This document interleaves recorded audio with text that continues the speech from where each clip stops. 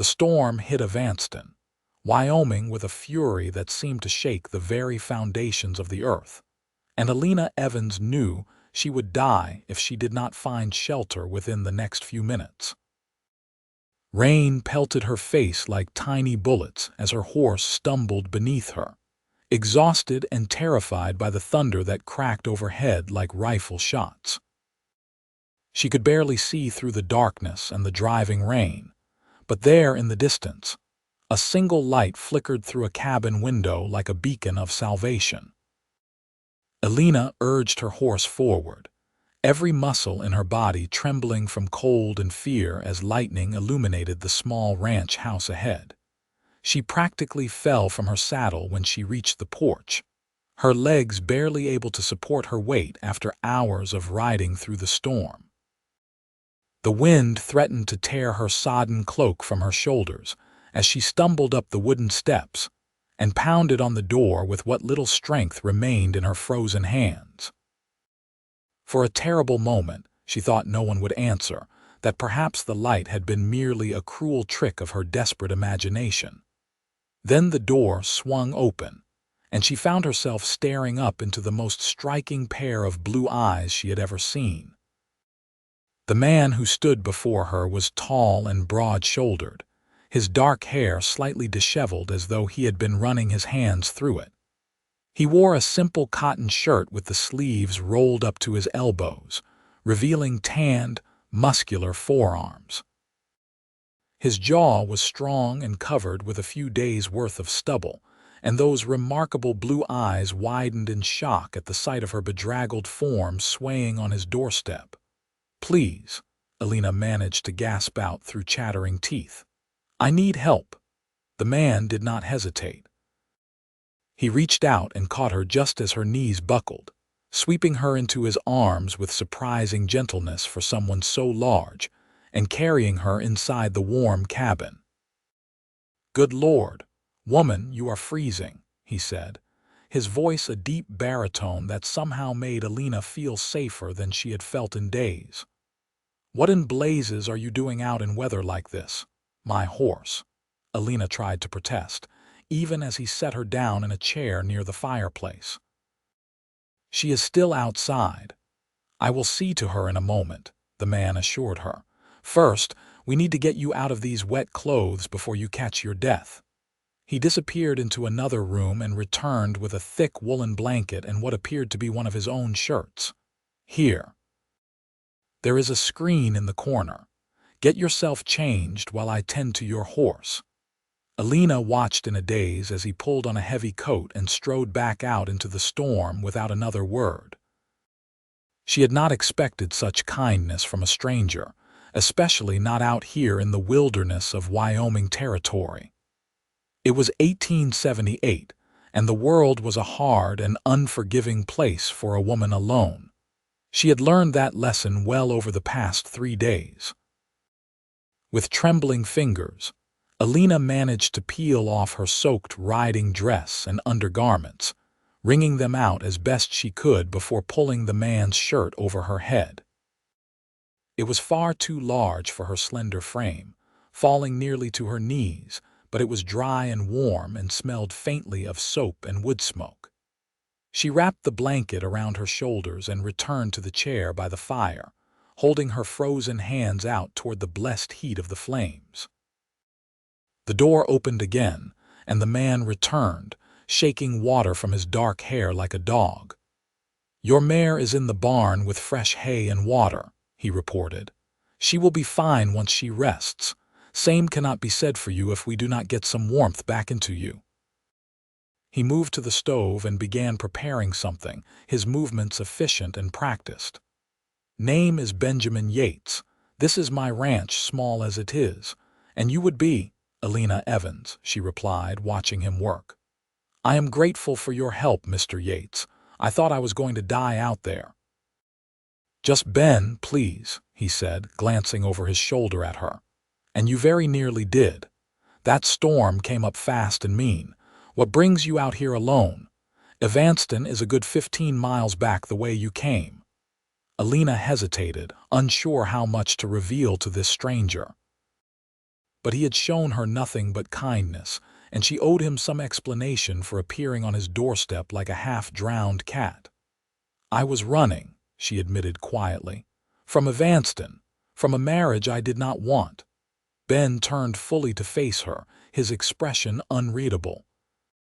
"Running from a husband?" "No," Elena said quickly. "Running from becoming a wife. My father arranged a marriage with a man named Charles Drummond. He is wealthy and influential, and he is also 53 years old and cruel. I am 22, and I have already watched 2 of his previous wives die under mysterious circumstances. When I refused the match, my father locked me in my room. I escaped 3 nights ago and have been riding ever since." Something dark and protective flashed across Ben's face. "Your own father would force you into such a marriage. My father cares only for money and social standing," Elena said bitterly. "My happiness means nothing to him. It never has." Ben returned to the stove, pouring steaming liquid into a tin cup. He brought it to her, and she wrapped her hands around it gratefully, breathing in the rich aroma of coffee. "Drink that," he instructed. "Then we will get some hot food into you. You are safe here, Miss Evans. No one is going to force you into anything while you are under my roof." The simple declaration made Elena's throat tighten with unexpected emotion. "You do not even know me," she whispered. "Why would you help me?" Ben crouched down beside her chair, his blue eyes serious and kind. "Because it is the right thing to do," he said simply. "And because no woman should ever be forced to marry a man she does not want. You have my word that you are safe here for as long as you need to stay." As Elena looked into his honest, handsome face, she felt something shift deep inside her chest. She did not know it yet, but Benjamin Yates would become the most important person in her world. And true to his word, from the moment he let her into his home that stormy night, he would never truly let her leave his heart. The storm raged on through the night, but inside the small cabin, Elena felt warmer and safer than she had in years. Ben prepared a simple meal of beans and cornbread, apologizing for its plainness, though Elena thought it was the most delicious thing she had ever tasted. Perhaps it was simply that she had eaten nothing but stolen scraps for 3 days, or perhaps it was the company of the quiet, kind man who sat across from her at his rough wooden table. "How long have you lived out here alone?" Elena asked as she finished her second helping. "About 5 years now," Ben replied, leaning back in his chair. "I saved up money working as a ranch hand for other folks, bought this piece of land and built the cabin myself. Got a small herd of cattle, some chickens, a vegetable garden in the summer. It is not much, but it is mine. No one to answer to but myself." "That sounds wonderful," Elena said wistfully. "I have never had that kind of freedom." Ben studied her thoughtfully. "What would you do if you did? Have freedom, I mean." Elena considered the question, surprised that no one had ever asked her such a thing before. "I think I would like to have a place of my own, too. Somewhere quiet and peaceful. I would have a garden and maybe some animals. I would wake up each morning and decide for myself how to spend my day. I would read all the books I wanted without anyone telling me it was a waste of time. And I would never, ever let anyone control my life again." "Those are good dreams," Ben said softly, "worth fighting for." "Do you think they will come looking for me?" Elena asked, voicing the fear that had been gnawing at her since she fled. Ben's expression grew serious. "Probably. A man like Drummond with money and influence, he will not like being crossed. And your father will likely want to save face, but they will have a hard time finding you out here. My nearest neighbor is 8 miles away, and folks around here mind their own business. If you want to stay hidden for a while, this is a good place to do it." "I cannot impose on your hospitality for long," Elena protested. even though the thought of leaving this warm cabin and venturing back out into the dangerous world made her stomach clench with anxiety. "You are not imposing," Ben said firmly. "In fact, I could use some help around here if you are willing to work. The garden needs tending, the chickens need feeding, and I am a terrible cook. If you want to earn your keep, there is plenty to be done. And it would give you time to figure out your next move." Elena felt tears prick her eyes at his generosity. "Why are you being so kind to me?" Ben looked away, a slight flush coloring his tanned cheeks. "Maybe I know what it is like to want freedom," he said quietly. "My father had plans for me, too. Wanted me to take over his dry goods store back in Ohio, marry the girl he picked out, live the life he wanted for me. I left when I was 19 and never looked back. Made my own way out here in Wyoming territory. So I understand what you are running from, Miss Evans, and I respect your courage in choosing your own path." "Elena," she said impulsively. "Please call me Elena." Ben met her eyes and smiled, a slow, genuine smile that transformed his serious face into something quite devastating. "Elena, then. And you should get some rest. You can take my bed. I will sleep out here by the fire."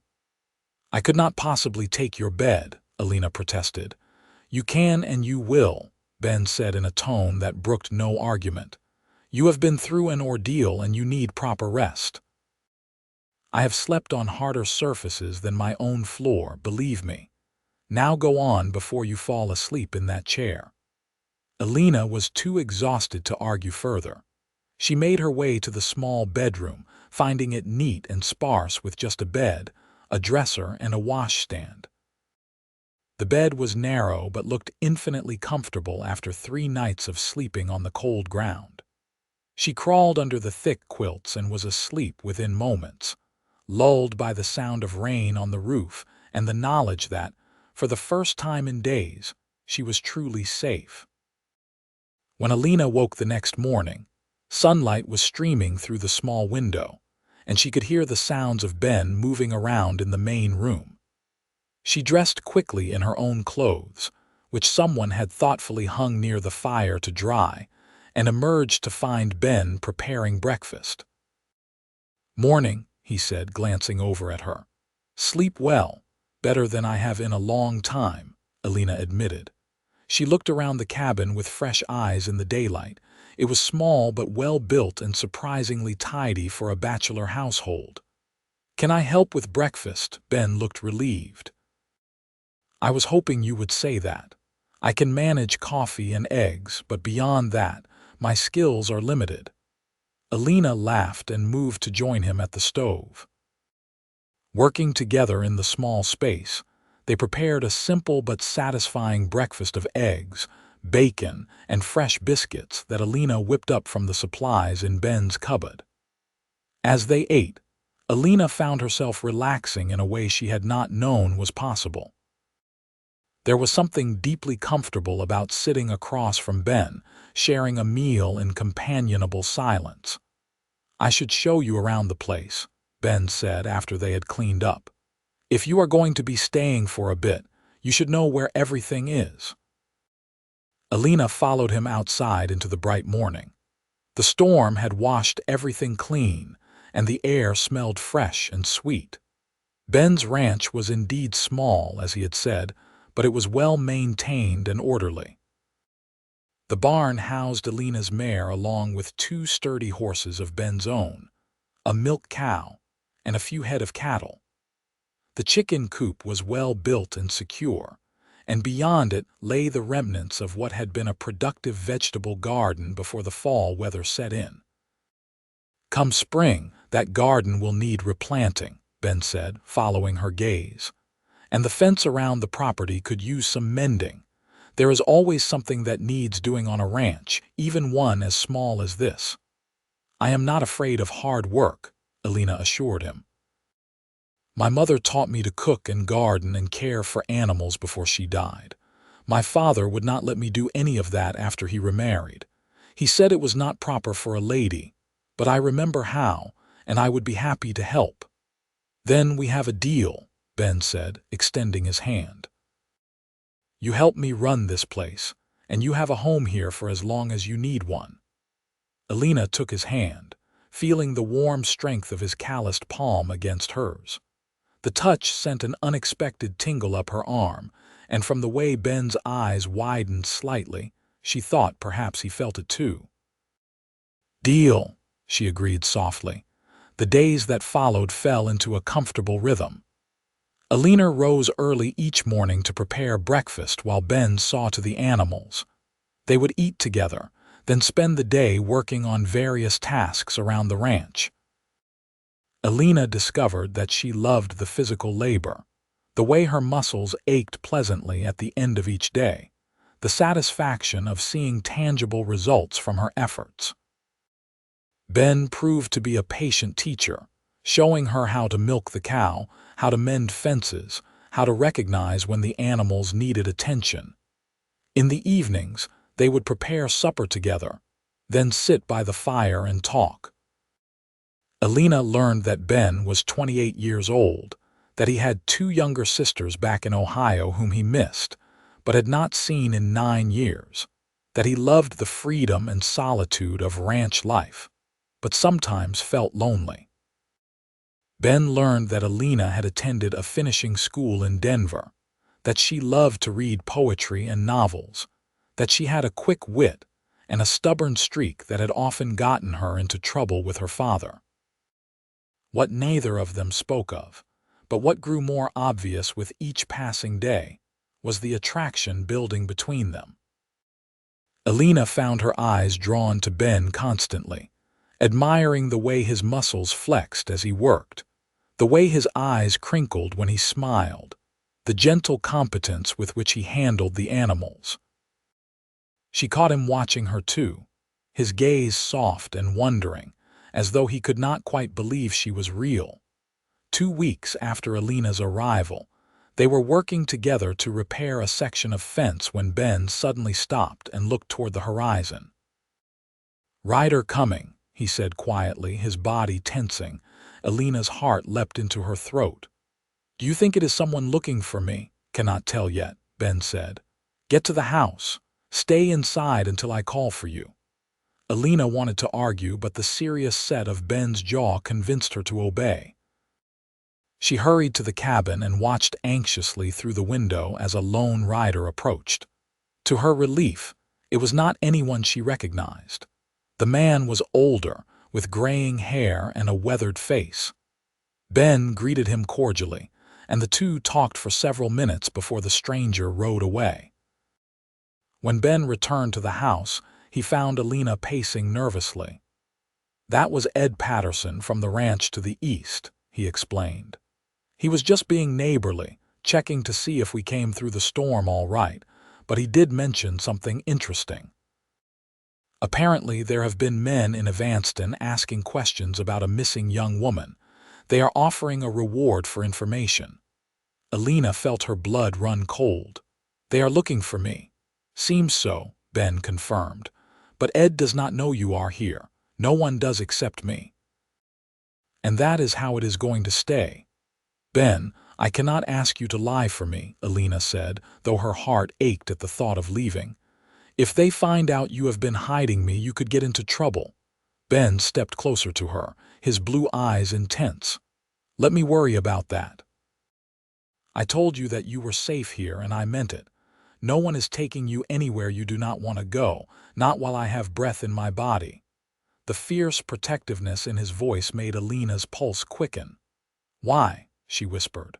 "Why would you risk so much for me?" Ben reached out slowly, giving her time to pull away, and gently cupped her cheek in his large, calloused hand. "I think you know why," he said softly. Elena did know. She had known for days, perhaps from the very first moment she had looked into his kind eyes. She was falling in love with Ben Yates, this quiet, honorable cowboy who had taken her in without question and given her not just shelter but a home. And unless she was very much mistaken, he was falling in love with her too. "Ben," she breathed, leaning into his touch. He lowered his head slowly, giving her every opportunity to stop him, but Elena rose up on her toes to meet him halfway. Their lips touched in a kiss that was gentle and sweet and full of promise. Elena felt as though something inside her had clicked into place, as though she had found something she had not even known she was looking for. When they finally pulled apart, both slightly breathless, Ben rested his forehead against hers. "I did not plan for this," he admitted. "When I opened my door that night, I just wanted to help someone in need. But Elena, these past 2 weeks with you have been the best of my life. I wake up every morning looking forward to seeing your smile. I find excuses to work beside you just so I can hear you laugh. I know it is too soon, and I know you have been through a terrible ordeal, but I have to be honest with you. I am falling in love with you." Tears streamed down Elena's cheeks, but they were tears of joy. "It is not too soon," she said fiercely, "and I am falling in love with you too. You have shown me what it means to be truly cared for, to be respected and valued. You have given me a home and a purpose. How could I not love you?" Ben kissed her again, deeper this time, his arms wrapping around her and pulling her close. Elena melted into him, feeling safe and cherished and desired all at once. When they finally broke apart, both were smiling. "I do not have much to offer you," Ben said seriously. "Just this small ranch and a simple life. But if you will have me, Elena Evans, I promise to spend every day trying to make you happy. I promise to never force you to do anything against your will. I promise to respect your dreams and support your choices. And I promise to love you with everything I have." "That is all I have ever wanted," Elena said, her voice thick with emotion. "I do not need wealth or social standing. I just need you, Ben. You and this life we are building together. Yes, I will have you. I will have you and this ranch and this beautiful, simple life. And I will love you for the rest of my days." They held each other close as the sun set outside the cabin windows, both marveling at the unexpected gift they had found in each other. But even in their happiness, they knew that challenges lay ahead. Charles Drummond and Elena's father would not give up their search easily, and the confrontation that was coming would test the strength of their newfound love. The confrontation came sooner than they expected. 3 days after Ben and Elena had declared their feelings for each other, a group of 5 riders appeared on the horizon. Elena was in the garden, digging up the last of the root vegetables before the ground froze completely, when she heard Ben's sharp whistle. She dropped her tools and ran for the house, her heart pounding. Ben met her at the door, his face grim. "5 riders. I recognize one of them from Evanston. Stay inside and let me handle this." "No," Elena said firmly. "I will not hide like a coward while you face them alone. This is my battle, Ben." "Then we face it together," Ben agreed. He took her hand and squeezed it gently before releasing it to step out onto the porch. Elena stood beside him, raising her chin defiantly as the riders approached. The man in the lead was well-dressed and heavy-set, with cold gray eyes and a thin-lipped mouth. Elena recognized him immediately as Charles Drummond. Beside him rode her father, looking older and more haggard than she remembered. The other 3 men were clearly hired guns, their hands resting casually near their weapons. "Elena," her father called out as they reined in their horses. "Thank God we found you. We have been searching for weeks." "I do not want to be found," Elena replied, her voice steady despite her racing heart. "I am not going back with you, father." "Do not be foolish, girl," her father said sharply. "You belong at home, not living in sin with some common rancher." "I am not living in sin," Elena shot back. "And Mr. Yates is twice the man you could ever hope to be. He would never sell his daughter to the highest bidder." Charles Drummond spoke for the first time, his voice oily and smooth. "Miss Evans, I am disappointed that you ran away before we could properly discuss our arrangement." I assure you I can give you everything you could possibly want. A fine home, beautiful clothes, a position in society. I do not want any of those things, Elena said coldly. Especially not at the price of becoming your third wife, or should I say third victim. Drummond's face darkened. You should be careful about making accusations you cannot prove, my dear. She does not have to prove anything, Ben interjected, his voice hard as iron. And she is not your dear. She has made it clear that she does not wish to marry you or return to Evanston. I suggest you respect her wishes and leave. One of the hired guns laughed. And who is going to make us, Cowboy? You are one man against 5. Ben's hand moved to rest on the revolver at his hip. I may be one man, but I am on my own property, defending a woman under my protection. The law is on my side. If you try to take her by force, I will defend her. And before you think about drawing on me, you should know that I was a sharpshooter in the cavalry before I came here. I can put a bullet through the eye of a hawk at 50 yards. Now, which one of you wants to test me? The hired guns shifted uncomfortably, clearly not eager to face a trained marksman. But Drummond was not ready to give up. Very well, he said smoothly. Perhaps force is not necessary. Elena, surely we can discuss this reasonably. Your father and I only want what is best for you. What is best for me is to stay here, Elena said firmly. I am happy here, happier than I have ever been in my life, and I am going to marry Mr. Yates with or without your blessing. The words were out before Elena had fully thought them through, but as soon as she said them, she knew they were true. She wanted to marry Ben, to spend the rest of her life building a future with him. Ben looked at her in surprise and delight, a slow smile spreading across his face. Is that a proposal, Miss Evans? Despite the tension of the moment, Elena felt herself smile back. I believe it is, Mr. Yates. What do you say? I say yes, Ben replied, his eyes shining. 1,000 times yes. Elena's father sputtered in outrage. This is absurd. Elena, you are throwing away your future for a dirt-poor rancher who can barely keep a roof over his own head. I would rather be dirt-poor with a man I love than wealthy with a man I despise, Elena retorted. You have no say in my life anymore, father. I am of age and I make my own decisions now. We shall see about that, Drummond said coldly. I have invested considerable time and money into this match, and I do not take kindly to being made a fool of. This is not over, Miss Evans, not by a long shot. I think it is, Ben said quietly. And I think it is time for you gentlemen to leave my property. Now. For a long moment, the two groups stared at each other in tense silence. Then Drummond jerked his horse's reins and wheeled around. Come, he said to Elena's father and the hired guns. We are wasting our time here. But mark my words, Yates. You have made a powerful enemy today. I will take my chances, Ben replied calmly.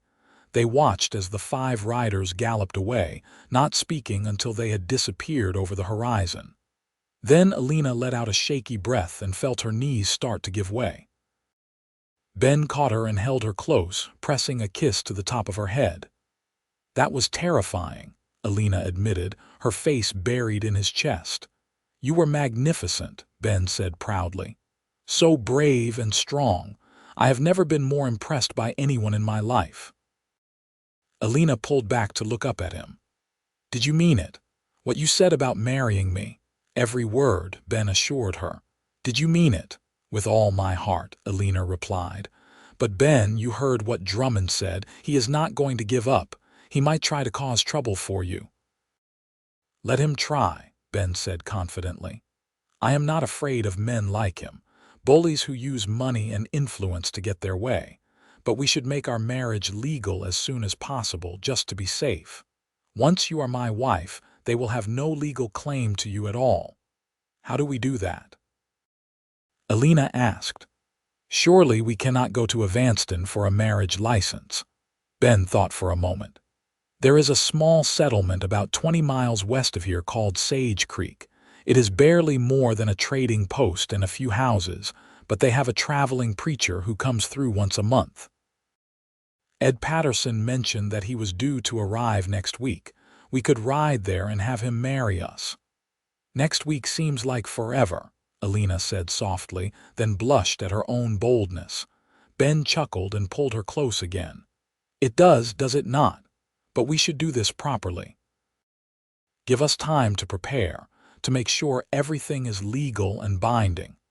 And besides, every woman deserves a proper wedding, even if it is a simple one. Over the next week, Elena and Ben prepared for their wedding with a mixture of excitement and nervous anticipation.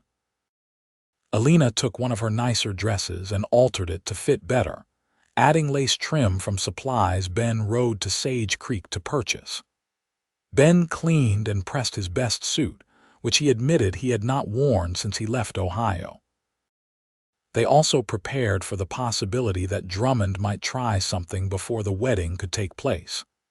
Ben taught Elena to shoot, and she proved to be a quick learner with a steady hand. They kept the rifles loaded and within easy reach, and Ben made sure to check the perimeter of the property each night before bed. But the days passed without incident, and soon it was time to ride to Sage Creek for the wedding. They set out early in the morning, both dressed in their finest clothes, with Elena riding her mare and Ben on his best gelding. The journey took most of the day, but the weather held clear and mild for late October. Sage Creek was indeed small, consisting of a trading post, a blacksmith, a tiny church, and a handful of houses.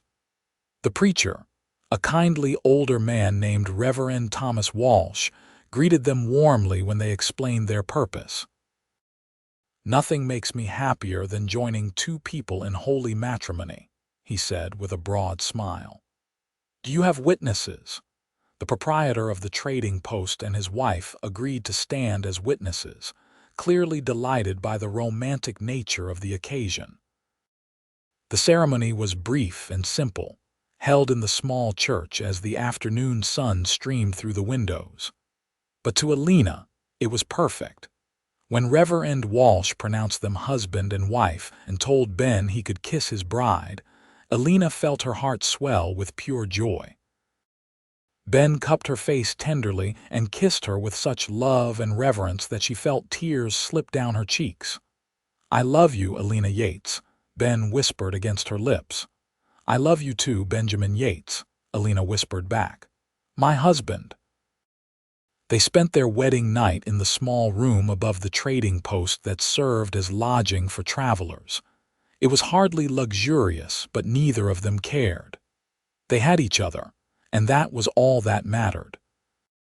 Ben was gentle and patient with Elena, making her first time as beautiful and loving as she could have hoped for. Afterwards, they lay tangled together in the narrow bed, talking quietly and making plans for their future. "I want to expand the ranch," Ben said, stroking Elena's hair as she rested her head on his chest. "Get more cattle, maybe some horses to breed and sell. Build a bigger house eventually with proper rooms for children." "Children," Elena repeated softly, smiling at the thought. "How many children do you want?" "As many as God sees fit to bless us with," Ben replied. "What about you?" "I think I would like a large family," Elena admitted. "I was an only child and it was lonely. I want our children to have siblings to play with and rely on." "Then we will fill our house with love and laughter," Ben promised, kissing her forehead. "We will build a good life together, Elena. I swear it." They returned to the ranch the next day as husband and wife, both grinning foolishly at their new status.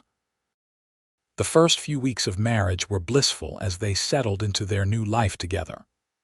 Elena threw herself into making the cabin more of a home, sewing curtains for the windows and braiding rag rugs for the floors. Ben worked on winterizing the barn and ensuring they had enough supplies laid in for the cold months ahead. But their peace was not to last. 6 weeks after their wedding, on a bitter cold December morning, Elena was gathering eggs in the chicken coop when she heard the thunder of hoofbeats approaching. She ran to the house to find Ben already standing on the porch, rifle in hand, his face grim. This time, Drummond had brought 10 men with him. They surrounded the cabin, all armed, their faces hard and unfriendly. Drummond himself looked furious, his face red with rage.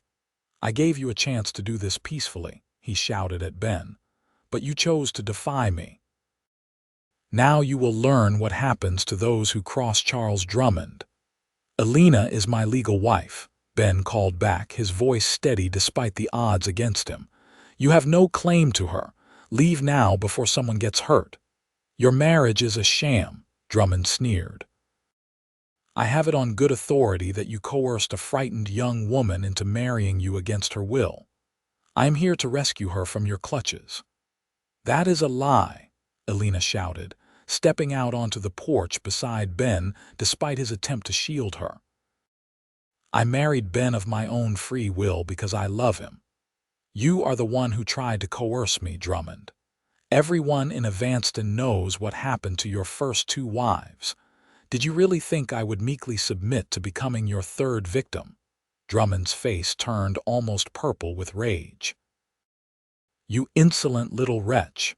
I will see you dragged back to Evanston in chains if necessary, and your so-called husband will hang for kidnapping." "On whose authority?" a new voice called out. Everyone turned to see a man riding up from the east, his horse moving at a steady canter. As he drew closer, Elena could see the silver star pinned to his vest. A lawman. Her heart sank, certain that Drummond had brought the sheriff to arrest Ben, but when the lawman reined in his horse, he did not look at Ben. Instead, his steely gaze fixed on Drummond. "I am United States Marshal James Cooper," he announced, "and I have been tracking you for the better part of 3 months, Mr. Drummond. Or should I say, Mr. Charles Durant." Drummond's face went pale. "I do not know what you are talking about." "I think you do," Marshal Cooper said calmly. "You are wanted for fraud, embezzlement, and suspicion of murder in Kansas and Colorado. You have been moving from town to town, changing your name, marrying wealthy women and inheriting their fortunes when they conveniently die. It took me a while to track you here to Wyoming, but some helpful folks in Evanston were willing to talk once I started asking the right questions." Elena felt her knees go weak with relief and vindication. Ben put his arm around her waist, holding her steady. Drummond's hired guns were already backing away, clearly not interested in facing down a United States Marshal on behalf of a wanted criminal. Drummond himself looked around desperately, but he was trapped. "This is preposterous," he blustered. "I am a respected businessman." "You are a confidence man and a killer," Marshal Cooper corrected. "And you are under arrest.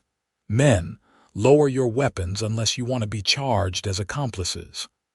The hired guns quickly complied, tossing their weapons to the ground and raising their hands.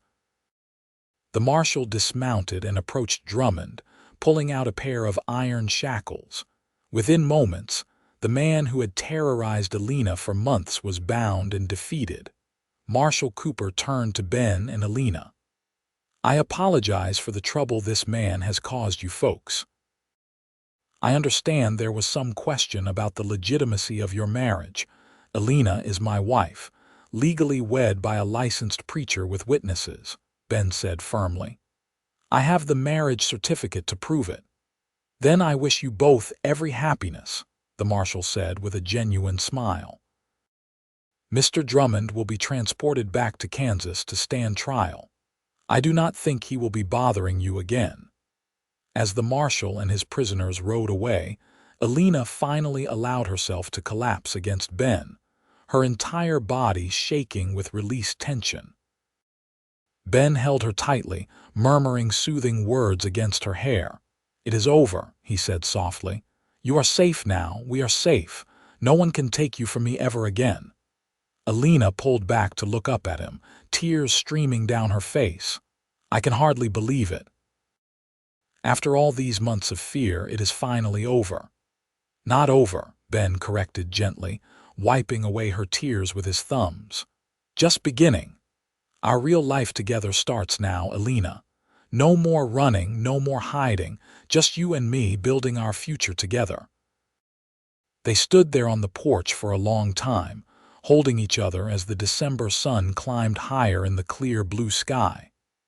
Eventually, they went back to their daily tasks, but everything felt lighter somehow, as though a great weight had been lifted from their shoulders. Winter settled over the ranch in earnest after that, blanketing everything in snow and ice.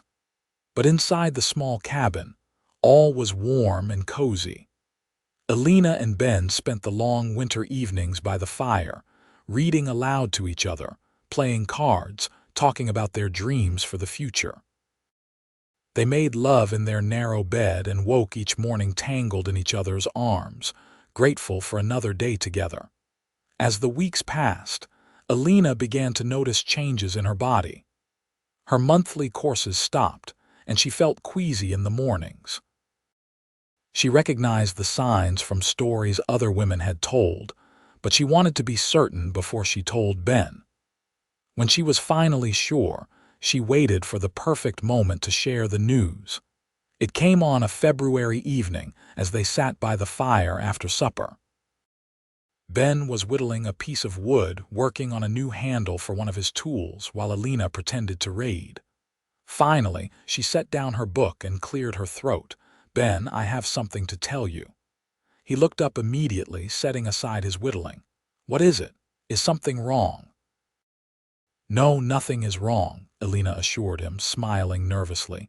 "In fact, something is very right. Ben, I am with child. We are going to have a baby." For a moment, Ben simply stared at her, his expression unreadable. Then a slow, wonder-filled smile spread across his face. "A baby," he repeated, his voice rough with emotion. "We are going to have a baby," Elena nodded, tears of joy filling her eyes. "Yes, I believe the baby will come in late summer or early fall."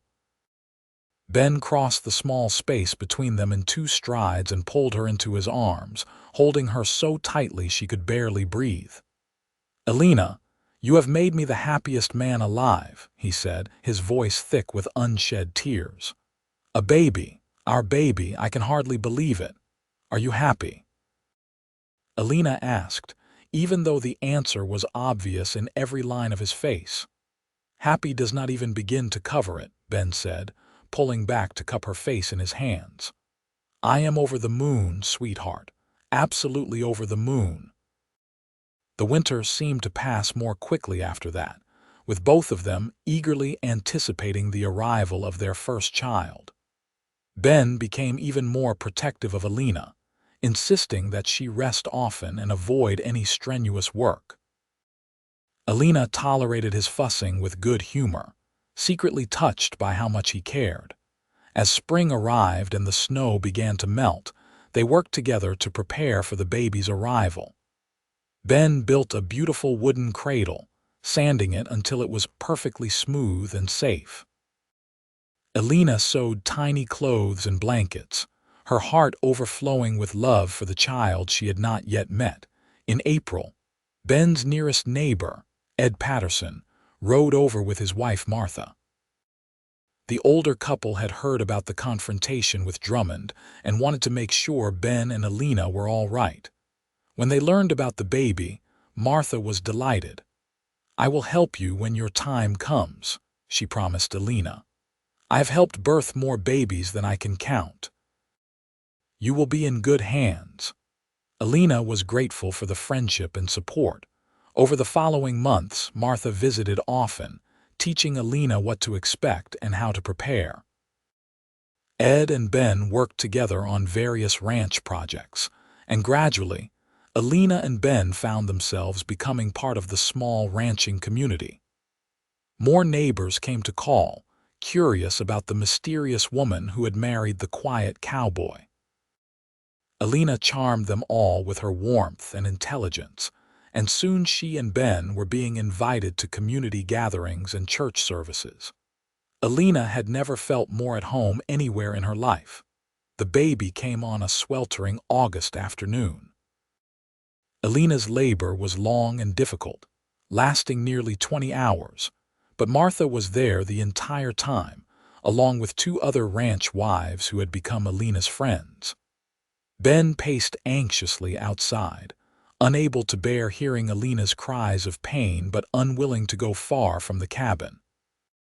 Finally, as the sun was setting, he heard the most beautiful sound he had ever heard, the lusty cry of a newborn baby. Moments later, Martha opened the door, her face wreathed in smiles. "You have a son," she announced. "A big, healthy boy, and Elena is tired but doing well. Come meet your child, Ben."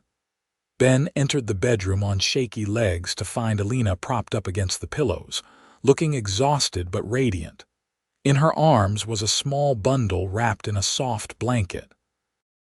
As Ben approached, she pulled the blanket back to reveal a tiny, red-faced infant with a shock of dark hair. "Meet your son," Elena said softly, her eyes shining with love and pride. "What should we name him?" Ben reached out with a trembling finger to touch the baby's impossibly small hand. Immediately, the infant's fingers closed around his father's finger in a surprisingly strong grip. Ben felt his heart expand in his chest, overwhelmed by the fierce love he already felt for this tiny person. "What about Samuel?" Ben suggested. "After my grandfather. He was a good man, strong and honest." "Samuel Yates," Elena said, testing the name. "I love it. Samuel Benjamin Yates." They spent the next hour marveling over their son, counting his fingers and toes, laughing at his funny expressions, falling completely in love with him. The ranch wives eventually left, giving the new family privacy. Ben carefully took Samuel from Elena and held him while she rested, rocking the baby gently and singing a lullaby he remembered from his own childhood. As he looked down at his son's peaceful sleeping face, and then over at his beautiful wife, Ben felt a profound sense of gratitude wash over him. Less than a year ago, he had been alone in this cabin, living a simple but solitary life. Then Elena had knocked on his door during that storm, and everything had changed. She had brought love and laughter and purpose into his world. And now they had created a new life together, a perfect symbol of their love. "Thank you," Ben whispered to Elena, who was watching them both with soft eyes. "For what?" she asked. "For knocking on my door that night," Ben said. "For trusting me, for loving me, for giving me this beautiful son and this incredible life. You have given me everything I never knew I wanted." "You saved my life," Elena replied. "You gave me a home and a family and showed me what real love looks like. I should be thanking you." Ben carefully placed Samuel in his cradle and returned to Elena's side, taking her hand and pressing a kiss to her palm. "Then let us just say we saved each other," he said softly. "And we will spend the rest of our lives being grateful for that storm." The months that followed were challenging as Ben and Elena adjusted to life with a newborn. Samuel was a healthy baby but demanding, crying often during the night and requiring constant attention. Elena was frequently exhausted, and Ben did his best to help, walking the floor with his son while Elena caught a few hours of sleep, changing nappies and taking over the household chores when Elena was too tired. But despite the difficulties, they were happy. Watching Samuel grow and change each day filled them both with wonder. His first smile, which came when he was about 6 weeks old, made them both cry with joy. The first time he laughed, a delighted gurgle in response to Ben making silly faces, they spent the next hour trying to make him do it again. As autumn arrived and the first anniversary of their meeting approached, Ben began planning a surprise for Elena. While she was napping one afternoon with Samuel, he rode to Sage Creek and purchased fabric for a new dress, along with some other small luxuries he knew she would enjoy. He wanted to do something special to mark the occasion, to show her how much this past year had meant to him. On the exact anniversary of the night Elena had knocked on his door during the storm, Ben prepared a special dinner using Elena's favorite foods. He set the table with care, even picking some of the last wildflowers of the season to put in a jar as a centerpiece. When Elena came out of the bedroom after putting Samuel down for the night, she gasped in surprise. "Ben, what is all this? Do you know what day it is?" Ben asked, pulling out a chair for her. Elena thought for a moment, then her eyes widened. "It has been a year. 1 year since that awful storm." "The best awful storm of my life," Ben said, sitting down across from her. "I wanted to celebrate the night that changed everything, the night you came into my life." Elena felt tears well up in her eyes. "I cannot believe it has only been a year. It feels like I have known you forever. Like my life before you was just a dream and this is reality." They ate slowly, savoring both the food and each other's company. After dinner, Ben presented Elena with the fabric he had purchased, along with a beautiful hair comb decorated with small blue stones. "Ben, these are too much," Elena protested, though her eyes shone with delight as she held the comb up to the lamplight. "Nothing is too much for you," Ben said firmly. "You deserve beautiful things, Elena, and I intend to give them to you whenever I can." Elena set down the gifts and moved to sit in Ben's lap, wrapping her arms around his neck. "The most beautiful thing you have given me is a life filled with love," she said softly. "Everything else is just extra. I would be happy living in a tent as long as I had you and Samuel." Ben pulled her close and kissed her deeply. "You will never have to live in a tent," he promised. "In fact, I have been thinking. The ranch has done well this year. We have more cattle than we started with, and I have been setting aside money. I think it is time to start building us a proper house. Something bigger, with separate bedrooms for the children and a real kitchen for you." "What do you think? Children, plural?" Elena asked with a teasing smile. "Well, I was hoping Samuel would not be an only child forever," Ben admitted. "If you are willing, that is." Elena kissed him again. "I am definitely willing, and a bigger house sounds wonderful. Though I will always have fond memories of this little cabin. It was our first home together." "We could keep it as a guest house," Ben suggested, "or use it for storage, but I want to build you something worthy of you, Elena. Something we can fill with children and love and laughter for years to come." They began work on the new house the following spring. With help from their neighbors, the basic structure went up quickly. Ben worked on it whenever he could spare time from the ranch work, and Elena helped when she was not caring for Samuel, who was now a lively toddler getting into everything. The house was not grand by Evanston standards, but to Elena, it was a palace. It had 4 bedrooms, a large kitchen with a proper stove, a sitting room, and even a small study where Ben could keep his ranch records. They moved in during the summer of 1880, just before Elena gave birth to their second child. This time, the birth was easier, and their daughter arrived in the early morning hours, small and perfect with her mother's delicate features and her father's blue eyes.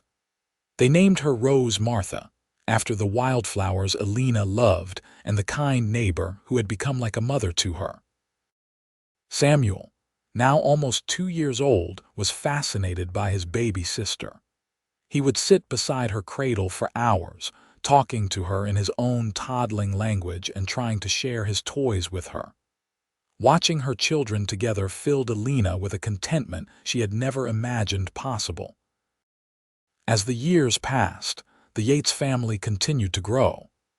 A third child arrived in 1882, another boy they named Daniel. Then came twin girls in 1884, Emma and Grace, who kept their parents constantly busy with their identical mischief.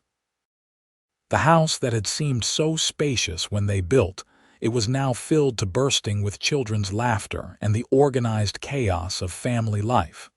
The ranch prospered too. Ben's hard work and good judgment paid off, and their herd grew substantially. They hired on a couple of ranch hands to help with the work, and Ben's reputation as an honest, fair man spread throughout the region. He and Elena became pillars of their small community, hosting barn dances and helping neighbors in times of trouble. Elena had never been happier. The frightened girl who had fled into the storm all those years ago had blossomed into a confident, capable woman. She managed their growing household with grace and humor, taught her children to read and write, helped with the ranch work when needed, and still found time to be a loving, passionate wife to Ben. Their love had only deepened over the years. They still made time for each other, stealing kisses in the barn, taking evening walks after the children were asleep, talking for hours about everything and nothing. Ben never took Elena for granted, and Elena never stopped being grateful for the man who had opened his door to her that stormy night. In the summer of 1888, Elena's father appeared at their door. He was old and frail now, a shadow of the commanding man Elena remembered. He had traveled from Evanston at great cost to his health, he explained, because he wanted to see his daughter before he died. Elena had every right to turn him away, but she was not a cruel person. She invited him in and introduced him to his grandchildren, whom he had never met. Her father wept when he saw them, overcome with regret for all the years he had wasted in pride and stubbornness. "I was wrong," he told Elena, his voice shaking. "About everything. About Drummond, about what I thought you needed to be happy. I was a fool and I lost you because of it. But seeing you now, seeing this beautiful family you have built, I can see that you made the right choice. This man, your Ben, he loves you the way a woman should be loved. I am sorry it took me 10 years to see it." Elena felt old wounds begin to heal as she listened to her father's apology. She could not forgive him completely for what he had tried to do to her, but she could let go of her anger. "Thank you for saying that, Father," she said quietly. "I am happy now. That is all I ever wanted." Her father stayed for 2 weeks, getting to know his grandchildren and seeing firsthand the life Elena had built. He and Ben had several long talks, and by the time he left to return to Evanston, there was a mutual respect between them. He died 6 months later, but Elena was glad they had made their peace before the end. Life continued its steady rhythm through the years. The children grew, each developing their own personalities and dreams. Samuel grew into a serious, responsible young man who loved ranching as much as his father did. Rose was gentle and artistic, always drawing or pressing flowers. Daniel was the adventurous one, constantly exploring and getting into scrapes. The twins were inseparable, finishing each other's sentences and playing elaborate imaginary games. In 1890, Elena discovered she was pregnant again at age 34. She worried that she might be too old for another baby, but Ben was thrilled, and the children were excited about having another sibling. This time, Elena gave birth to another son whom they named Thomas. Thomas was their last child, and they doted on him perhaps a bit too much, though he grew up sunny and good-natured despite the attention. With 6 children, the house was never quiet, but Ben and Elena would not have had it any other way. The turn of the century brought changes to Wyoming and the world beyond. The wild, lawless days of the frontier were fading, replaced by towns and churches and schools. The Yates Ranch, which had once felt isolated and remote, now had neighbors within a few miles in every direction. Evanston had grown into a proper town with a railroad station and regular mail delivery. But through all the changes, the love between Ben and Elena remained constant. They celebrated their 20th wedding anniversary in 1898 with all their children and half the county in attendance.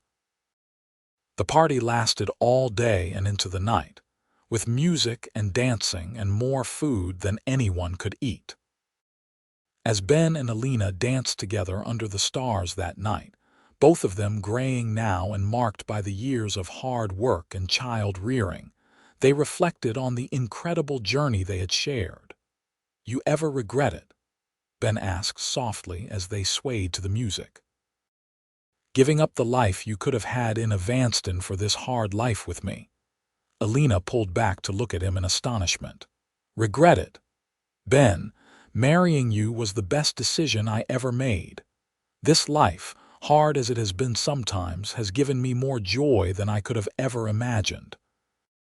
I have a husband who loves and respects me, children who fill my days with laughter, a home I helped build with my own hands. How could I possibly regret any of that?" "I just want to make sure you are happy," Ben said, brushing a strand of gray hair back from her face. "That you do not feel like you missed out on anything." "The only thing I would have missed out on is everything that matters," Elena assured him. "You, our children, this life we have built together.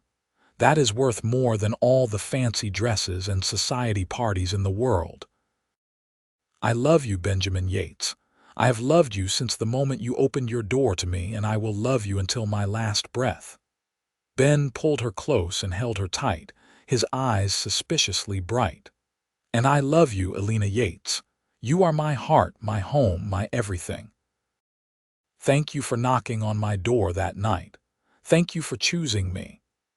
As the years continued to pass, Ben and Elena watched their children grow into adults and start their own families.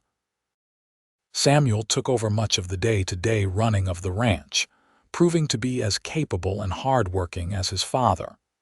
He married a lovely young woman from Sage Creek, and they gave Ben and Elena their first grandchildren. Rose married a schoolteacher and moved to Cheyenne, where she helped run a school for girls. She visited often, bringing her husband and children back to the ranch for extended stays. Daniel became a deputy marshal, following in the footsteps of the man who had once saved his mother from Charles Drummond. The twins married brothers from a neighboring ranch and stayed close by, their children growing up together just as they had.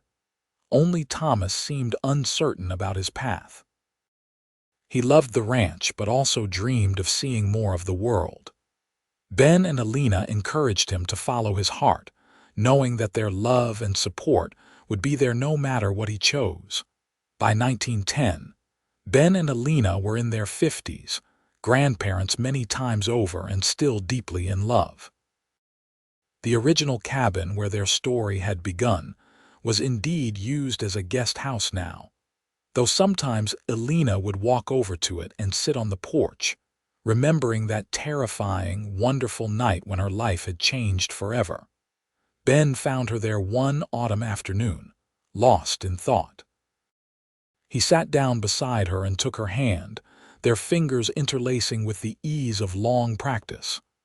"What are you thinking about?" he asked.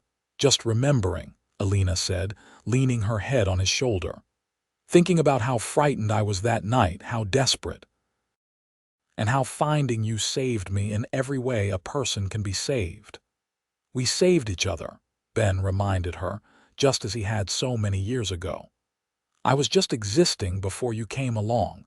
You taught me what it meant to truly live." They sat in comfortable silence for a while, watching the sun set over the land they had worked so hard to build into a thriving ranch. The house they had built together was full of family visiting for Sunday dinner, the sound of grandchildren's laughter floating on the evening air. "We did well, did we not?" Elena said softly. "Built a good life, raised good children, loved each other well." "We did," Ben agreed. "And we are not done yet. We have a lot of years left, you and I. A lot more sunsets to watch together." Elena smiled and squeezed his hand. "I am looking forward to every single one of them." True to his word, Ben and Elena had many more years together. They watched their grandchildren grow and welcomed great-grandchildren. They celebrated 50 years of marriage in 1928, surrounded by 4 generations of the family they had created. The party was even bigger than their 20th anniversary, with people coming from all over Wyoming to celebrate the couple who had become legendary in their community for their enduring love and the empire they had built from nothing. Ben gave a speech that night, his voice still strong despite his 78 years. 50 years ago, I was a lonely cowboy living in a one-room cabin, he said, looking at Elena with eyes that still held the same love as the day they met. Then a storm brought me the greatest gift I could have ever asked for, this remarkable woman who became my wife, my partner, my best friend. Together, we built all of this. He gestured to the assembled crowd, the prosperous ranch, the large house. But none of it means anything compared to the love we share. Elena, you are still the best thing that ever happened to me. There was not a dry eye in the house as Elena stood and kissed her husband to thunderous applause. They danced together that night, moving slowly but gracefully, still perfectly in sync after 50 years of partnership. Ben passed away peacefully in his sleep in 1932 at the age of 82. Elena was devastated by the loss of her beloved husband, but she took comfort in their children and grandchildren, and in the knowledge that they had shared a love that most people only dreamed of. She lived for another 8 years, remaining active and engaged with her family until the end. On a warm summer evening in 1940, Elena passed away quietly in her sleep, in the bedroom of the house she and Ben had built together. Her children found her the next morning looking peaceful and younger somehow, as though death had smoothed away the lines of age and care. On her nightstand was the marriage certificate from their wedding in Sage Creek, carefully preserved all these years, and beside it, a letter in Elena's handwriting. Samuel, as the eldest, read it aloud to his siblings. "My dearest children, if you are reading this, then I have gone to join your father at last. Do not grieve too much for me. I have lived a long, full, happy life, blessed beyond measure with love and family. I want you to know that everything good in my life came from the choice I made on a stormy October night in 1878 when I knocked on your father's door. He let me in, and from that moment on, he never let me leave his heart, nor I his. We built this life together, this family, this legacy of love. Continue it, my darlings. Love your spouses as we loved each other. Raise your children with the same care we tried to give you, and remember that true love, real love, is worth any sacrifice, any struggle. Your father and I proved that every day for 54 years. I am ready now to be with him again. Until we meet again, know that you are loved beyond measure.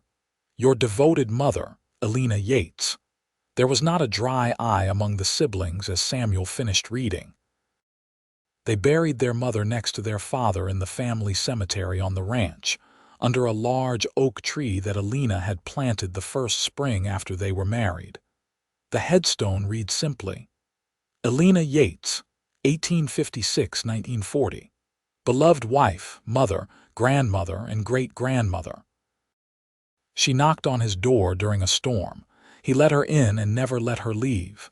And beside it, Benjamin Yates, 1850–1932. Beloved husband, father, grandfather, and great-grandfather, he opened his door to a stranger and found his soulmate.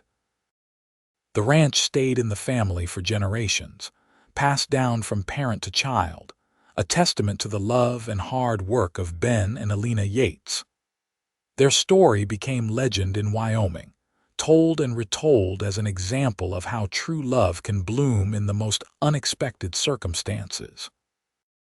The old cabin where it all began was preserved and maintained by each generation, a shrine to that fateful night when a desperate woman knocked on a lonely cowboy's door and both of their lives were forever changed. Visitors to the ranch would often stand on that porch and imagine what it must have been like, that moment when Ben opened the door and saw Elena for the first time. What began with a storm and a knock on a door had grown into a love story for the ages, proving that sometimes the best things in life come to us when we are brave enough to seek shelter, kind enough to offer it, and wise enough to recognize love when it appears on our doorstep. Ben and Elena had built more than just a ranch or a family. They had built a legacy of love that would endure for generations, a reminder that true love, once found, should never be let go. Their great-great-grandchildren still work the ranch today, still tell the story of the storm and the knock and the cowboy who opened his door to love. And on stormy nights, when the thunder rolls and the rain pelts the windows, the family gathers in the big house that Ben built for Elena and remembers the two people whose love started it all. The story of Ben and Elena Yates reminds us all that we never know when love might come knocking at our door. And when it does, we should be brave enough to let it in and wise enough to never let it leave.